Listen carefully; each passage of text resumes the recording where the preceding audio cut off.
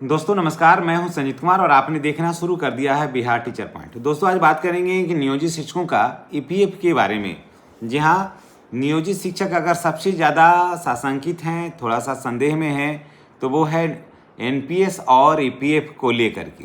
क्योंकि एनपीएस जो है वो अभी विशिष्ट शिक्षकों को मिलता है और विद्यालय अध्यापक को मिलता है, प्रधान शिक्षकों को मिलता है और नियोजित शिक्षकों को ईपीएफ मिलता है। तो नियोजित शिक्षक ईपीएफ को लेकर के ही थोड़ा सा परेशान है कि ईपीएफ की जो राशि है वो कितनी होगी, है ना, कितना मिलेगा, कितना हमें पेंशन मिलेगा। और हमको अगर कोई शिक्षक रिटायर करते हैं तो ईपीएफ में कितना कुछ पेंशन उनको मिल सकता है। इन सारी बातों की जानकारी हम आपके साथ शेयर कर रहे हैं। तो यही बात थोड़ा आपको ज़्यादा परेशान कर रहा है, कारण कि जो भी शिक्षक हैं उनसे जब बातें होती है तो वो कहते हैं कि ईपीएफ से हमारा है। और यही एक कारण है कि नियोजित शिक्षक जो हैं वो थोड़ा सा लगता है कि वहाँ एनपीएस नहीं है, यहाँ ईपीएफ है। तो मैं आपको बता दे रहा हूँ कि एनपीएस को बढ़िया से आप समझने का प्रयास करिए, एनपीएस को बढ़िया समझने का प्रयास करिए। और एक लाइन आप जान लीजिए कि जिन लोगों का सेवा 12 साल 15 साल तक है, जो शिक्षक 12 से 15 साल तक सेवा में हैं, उनको अधिक से अधिक 2500 रुपया के आसपास मिलेगा पेंशन। एकदम आप लिख लीजिएगा कहीं, 2500 रुपया के आसपास मिलेगा पेंशन। जिनको 10,000 से कम है, माफ़ करिएगा 10 साल से कम है, जिन शिक्षक का नौकरी जो है ना 8 साल 10 साल के बीच में है, तब उन लोगों को, वैसे शिक्षकों को मुश्किल से 1500 से 2000 के आसपास मिलेगा। और जिनको 5 साल 6 साल है ना, उनको 700-800 रुपया मिलेगा पेंशन। बस यही है, इससे ज़्यादा नहीं मिलेगा। नहीं तो किसी से अगल बगल कोई होंगे विशेषज्ञ, तो थोड़ा उनसे आप जान लीजिएगा। बस यही होगा, इससे ज़्यादा नहीं है। अब सवाल ये उठता है कि ये तो वहाँ हो गया एनपीएस का, अब बात है कि ईपीएफ का। ईपीएफ में अभी देखिए क्या है कि 14 साल पहले से जो ईपीएफ का जो योजना आ रहा है, यानी कि 15,000 मूल वेतन मान करके ही 15,000 वेतन मान के ही ईपीएफ की राशि में कटौती होती है। तो ये 15,000 मूल वेतन मान करके ईपीएफ की राशि में जो कटौती होती है, तो अभी शिक्षक या फिर कोई भी आदमी है, नहीं मानिए कि शिक्षक कोई भी कितना दे रहा है, 1800 अपने दे रहा है और 1800 प्राइवेट सेक्टर में कंपनी दे रही है या फिर सरकार दे रही है उसको, ठीक है। यानी कि 3600 रुपया जो है वो ईपीएफ खाते में आपका जमा हो रहा है प्रत्येक वर्ष, ठीक है। अब देखिए 3600 रुपये जमा हो रहा है ईपीएफ में जो है। इसकी एक और भी विशेषता जान लीजिए कि इसमें माता पिता, पति पत्नी और उनके 3 बच्चे जो हैं सभी कवर हो जाते हैं। लेकिन एनपीएस में जो है वो ऐसी बात नहीं है। एनपीएस में पति पत्नी और उनके बच्चे ही हैं।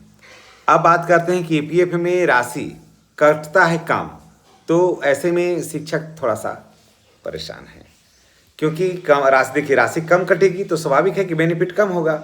जिसमें राशि कटेगी उसमें लाभ ज़्यादा होगा। तो एनपीएस में राशि अच्छी खासी कट जाती है और ईपीएफ में राशि कम कटती है, ठीक है। तो अब देखिए ईपीएफ में राशि जो है वो उस पर अभी 2 बैठकें हुई है। उसमें ये कहा गया है कि ईपीएफ में जो राशि है उसकी वृद्धि होनी चाहिए, यानी कि वो कम से कम 30,000 मूल वेतन मान करके, 30,000 जी हाँ मूल वेतन मान करके इसमें राशि में कटौती होना चाहिए आपको।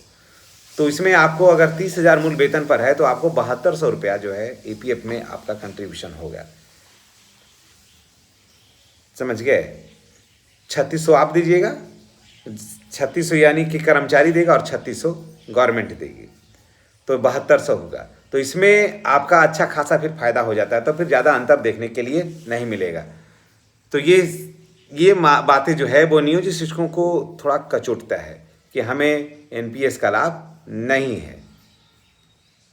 लेकिन अब दोस्तों देखिए, अब अभी तक इसमें ईपीएफ के मामले में अभी कोई लेटर जारी अभी नहीं हुआ है। अभी बैठकें हैं और सुप्रीम कोर्ट ने 90 दिन का समय दिया था, 90 दिन का समय दिया था कि आप लोग जो है वो कर्मचारियों को जो है वो इसमें संशोधन करिए और 90 दिन के अंदर सारे लोगों का पैसा जो है वो 7200 रुपया इसमें कंट्रीब्यूट करिए, इसमें जमा करिए, ताकि जो कर्मचारी हैं उनको फ़ायदा हो सके।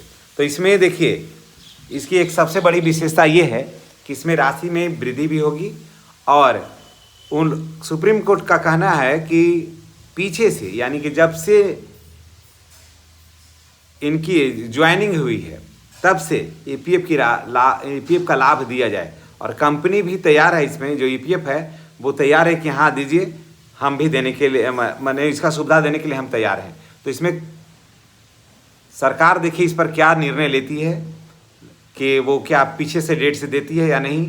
उसी समय ईपीएफ वालों ने कहा था कि नहीं, हमारे यहाँ जितने भी हैं जिस दिन से ज्वाइनिंग डेट रहता है उसी दिन से ईपीएफ का लाभ दिया जाता है। तो बिहार सरकार बोली थी कि बाद में विचार किया जाएगा, लेकिन अभी तक उस पर कोई विचार नहीं हो पाया है।